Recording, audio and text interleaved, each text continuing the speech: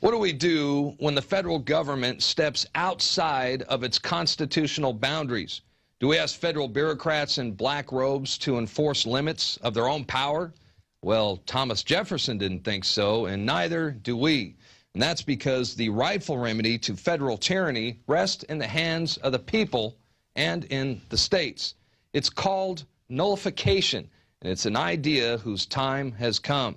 And that brings us to today's guest. Jason Rink is the executive director of the Foundation for a Free Society, and he's here to talk about his new documentary film, Nullification, The Rightful Remedy, which is the most comprehensive documentary on the subject of the 10th Amendment and nullification. And he joins us now in studio. Jason, it's good to have you with us today. Thanks for coming out. Yeah, thanks for having me on. Glad to be here. I'm going to be perfectly honest. When I first was told that I'm going to review a DVD about the 10th Amendment, I thought, you know, I like the 10th Amendment, but I just didn't know it would be as exciting as it was. I mean, it is a very well put together documentary.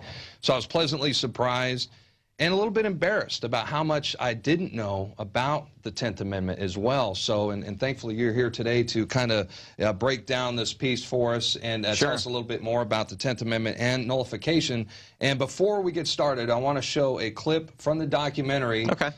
Here's a clip from Nullification, The Rightful Remedy on the InfoWars Nightly News. The peace president bombs countries around the world. The drug war rages on. The Patriot Act exists. The Fed prints and prints and prints. Bailouts, mandates, regulations, they never seem to end.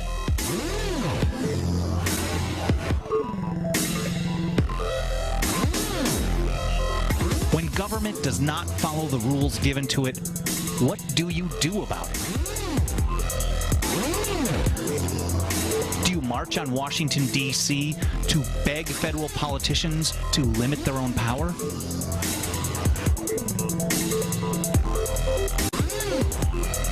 Do you go to federal court in the hope that federal judges will limit federal power? Do you vote the bums out in the hope that the new bums repeal power that's been handed to them? Well, Thomas Jefferson and James Madison both warned us that if the federal government ever became the sole and exclusive arbiter of the extent of its own powers, that power would always grow. Jefferson wrote, he said, a nullification of the act is the rightful remedy whenever, now every single time the federal government violates the Constitution.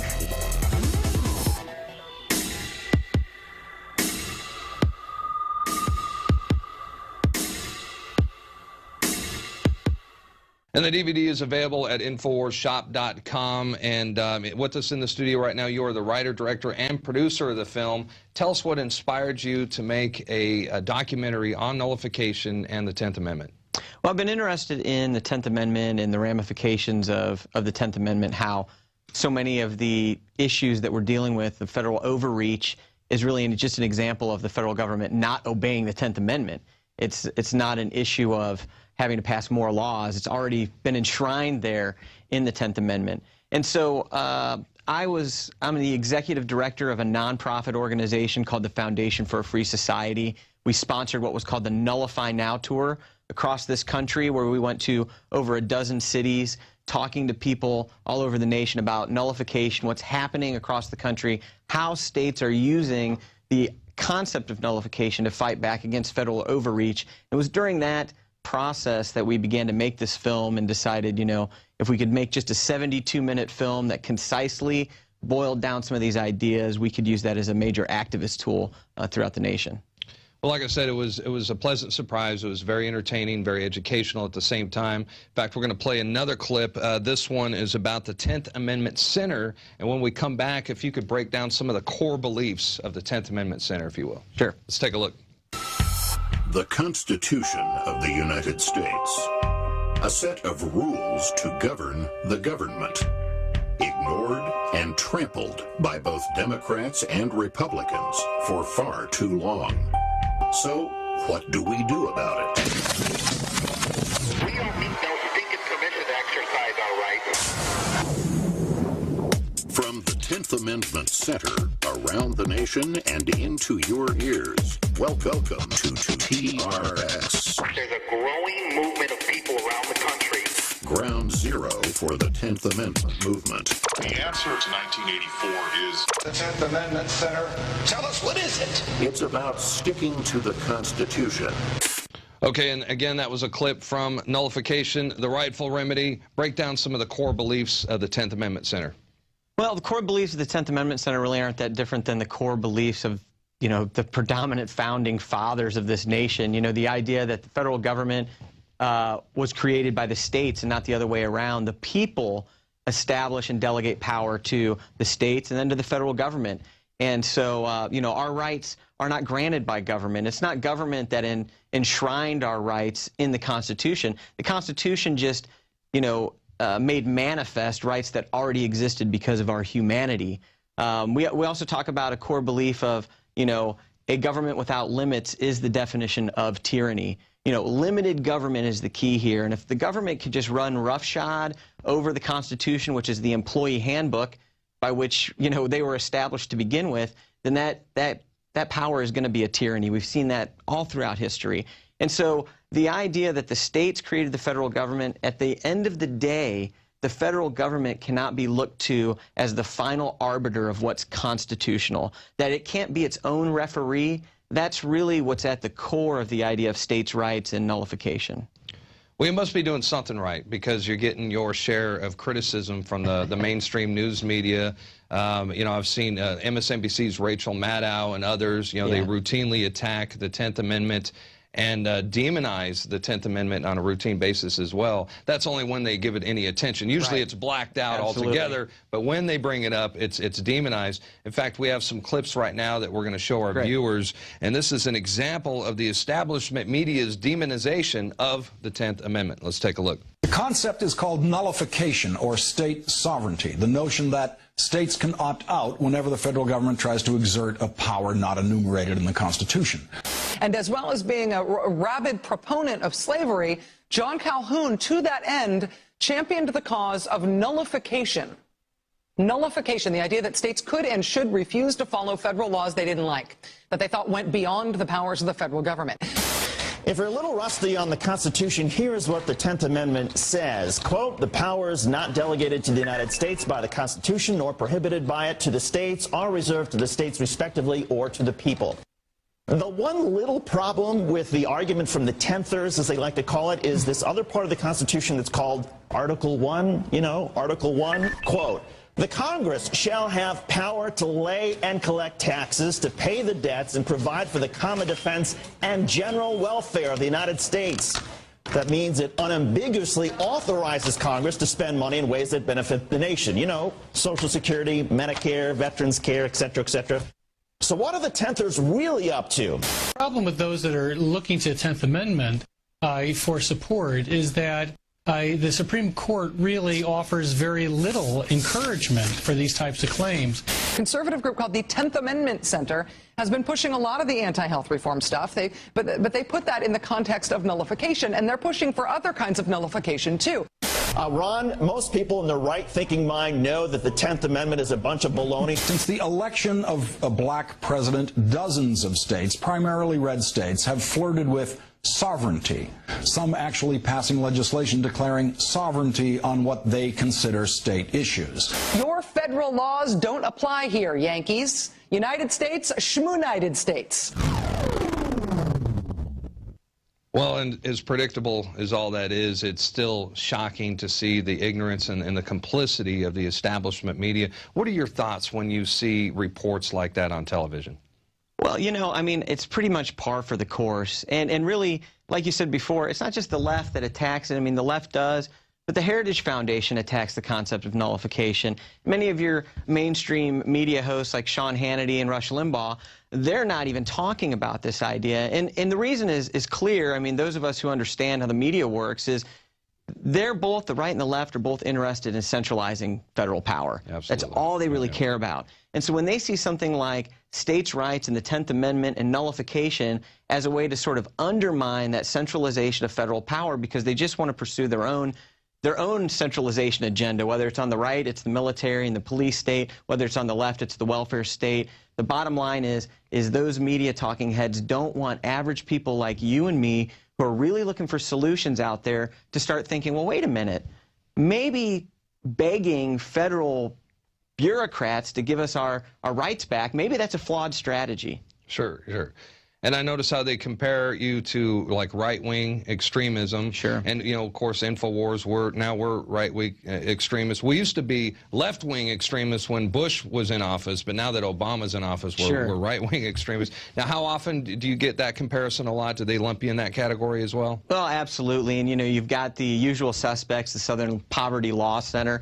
I'm happy to say that I've been mentioned in a few of their hate watch articles, which I always think is actually a badge of honor because of how wrong they are on what they're talking about. And what a lot of times they fail to mention are, you know, it's our right-wing propaganda, our hate propaganda, but we support marijuana nullification in California, which is typically not a right-wing issue. And so it crosses both ways. And what these organizations like the Southern Poverty Law Center and the left-wing media, what they're really just trying to do is they're trying to make sure that this debate and this argument doesn't go outside the acceptable bounds of discussion in a free society. Well, and notice how they never use extremism to describe the federal government. Right, like absolutely. there's nothing extreme about the TSA going down our pants. There's nothing extreme about the National Defense Authorization Act, the Patriot Act. No, we're the extremists. Right, because what we want to do is we want to say, hey, listen, when the founders put the Constitution together, they put the 9th and the 10th Amendment in there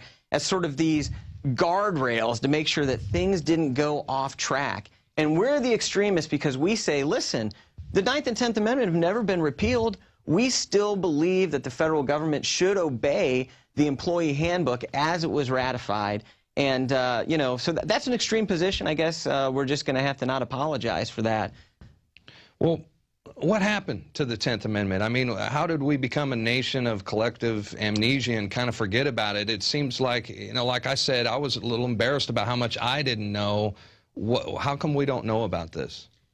Well, you know, I think it's just been that it's the government school system that doesn't even really teach the Constitution anymore. In fact, if you're a constitutional lawyer, all you study really is case law. You don't really even study the Constitution, the founding documents, what happened at the state ratifying conventions, the discussions that were had at that point in time between, you know, people of differing opinions, between Patrick Henry and Alexander Hamilton, and you know, the idea that all it really takes, I mean, when I read the Constitution for the first time during the Bush administration and the Declaration of Independence, it struck me as I was reading the Declaration of Independence and I said, you know what? Many of these charges that were being levied against King George could be levied against President George. Absolutely. How far have we come? Yeah. And so I really think once people get their hands on those founding documents, once people start down the path, they become self-educators, they can get rid of the brainwashing they had or what they've heard about nullification or states' rights, how all we want to do is oppress minorities or bring back slavery. They start to understand that that is a false narrative. It starts to unravel in their minds, and we win over the hearts of the American people. Sure, and nullification was used to fight slavery, you know. I mean, tell us some of the success stories of nullification in the past. Well, you know, the term nullification really first was brought on the scene with James Madison and Thomas Jefferson during the Alien and Sedition Acts under President John Adams' administration. And what President John Adams did in 1798 was he basically outlawed free speech. He said it's no longer acceptable to criticize the federal government at all. And so Jefferson and Madison said, look, if we can't criticize the incumbents, we'll never have free elections in this nation again. So what they did was they penned something called the Virginia and Kentucky Resolutions of 1798. What these documents said was it said, listen, the states are the final check on federal power. If the Supreme Court, if Congress, if the President, if they all conspire against the American people and conspire against the Constitution, what's the last resort? Well, the last resort is the states saying these things are unconstitutional. And so to defend against free speech, in 1798, nullification was introduced. And then during the Fugitive Slave Act in the 1850s, there's a case of the state of Wisconsin refusing to allow southern states to come back and kidnap runaway slaves and bring them back to the South. The Fugitive Slave Act made it a law that said you had to allow them to do that. You had to assist the federal government in doing that. And so rather than nullification being used to support slavery, it was used to undermine slavery by abolitionist states who said, look, the federal government is flat wrong on the issue of slavery, and we're not going to allow them to kidnap runaway slaves and take them back into bondage. We don't think it's right. It's not morally correct. We're going to stand up against that. And you see that happening time and time again. And how does the mainstream media get that wrong? I mean, come on. I mean, you know. It's hard to accidentally get it wrong. Exactly, exactly. Okay, what about some current examples of nullification that are being used in present-day America? Well, I mean, we've seen over the past 15 years anyway, we've seen states stand up against the drug war, which is an unconstitutional piece of legislation. I mean, if the federal government wants to legislate marijuana, they probably need to do it by passing a constitutional amendment like they did with alcohol in the 20s. Sure. They haven't done that, so it's an illegal usurpation of states' rights to regulate marijuana. California and 14 other states, I believe, have medical marijuana laws, even though the Supreme Court ruled in 2005 that the federal government can go in there and regulate the growth of 6 plants in your backyard for your own consumption under the Commerce Clause. Those states have not repealed those laws. They've said, you know what, you're just going to have to come and take the marijuana, I guess. And they have. Federal government, even under the Obama administration, has continued to commit the raids on all of these dispensaries. Yeah, it's unbelievable. We've had the reports here on InfoWars.com. They just ignore state rights and just go in there and do it anyway. Absolutely. And we've seen successes with Real ID. The federal government tried to push through a national ID card. Yeah, didn't half the states kind of say no to that? I mean, it was like 25. The federal government keeps pushing the timeline back of compliance, and that's essentially dead. We've got states that have passed Firearms Freedom Acts that said, look, guns manufactured in our states and sold in our states, they are not subject to federal gun laws, period. And what we're seeing now is a real resurgence when it comes to the health care issue and National Defense Authorization Act. Sure. And are those what you're going to focus on 2013? You think that's what we're going to focus on? Well, and something to keep in mind is if you want to find out what's going on across the country regarding legislation, 10thAmendmentCenter.com has a legislative tracking tab where you can see what states are doing what's passed, what hasn't. And what we find is the 10th Amendment Center doesn't really direct anything from on high. States bring these issues up. They happen at a grassroots level. They start going through the legislature, and this 10th Amendment Center sort of facilitates other states knowing what's going on. So what we're seeing bubbling up is in light of the Supreme Court ruling on Obamacare, states are still saying, you know what, we're going to introduce legislation that says federal agents who try to enforce the individual mandate here in our state, Oklahoma's one that's planning to do it, I believe New Jersey, those federal agents will face criminal action. Yeah, that's what needs to happen. That's good news. Absolutely. The same thing with NDAA. You know, the National Defense Authorization Act, the 10th Amendment Center has a piece of legislation called the Liberty Preservation Act, which, again, is states that are going to say, we will not allow federal agents to come in here and to take away the Fourth Amendment rights of our citizens of our state. And, you know, many states are not in their legislative session right now. That's going to happen again in January and February. But we're already hearing the chatter. We're already seeing things happening to prepare for this. And what I want to encourage people to do is now is the time to educate yourself, your liberty grassroots-oriented group, your state reps and senators on the issue of nullification, not once the legislative session hits, but to get these people educated on it. So go to InfoWars store right now, buy yourself a copy, buy several copies to hand out to your state rep and state legislator, to your neighbor, so we can get this idea that the states don't have to sit back and take it. We can do something. It's a constitutional remedy that's always been available to us, and it really just takes the education and the willpower, I think, to sort of press forward on this. Well, well said. So, yeah, definitely a good idea to pass this out to family and friends. And what about, is there a website that they can get involved in the 10th Amendment Centers at 10thAmendmentCenter.com? Yeah, 10thAmendmentCenter.com is really that's the tip of the spear of this.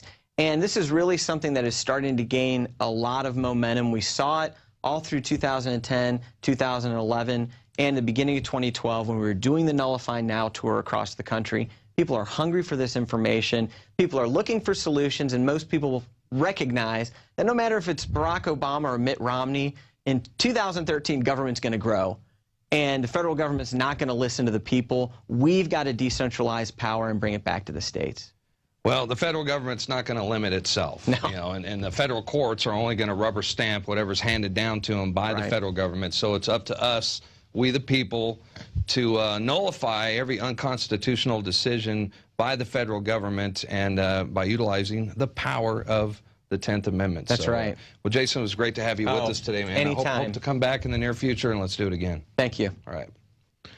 Well, that's right. The Constitution of the United States is a set of rules for us to govern the government. It's not the other way around. The government is not your boss. So, hey, once again, Nullification, the Rightful Remedy, it is available right now at InfoWarsShop.com. Highly recommend this to all patriots. Be sure to check it out. Pass this information along to your friends, your family, coworkers, neighbors, etc., and get them involved in the 10th Amendment movement. Hey, that's going to do it for tonight's broadcast. I'm Darren McBreen. The InfoWars Nightly News will return, Lord willing, next Monday through Friday, 7 o'clock p.m. Central Time. Until then, I hope you all have a blessed weekend, and we'll see you back right here on Monday. Good night.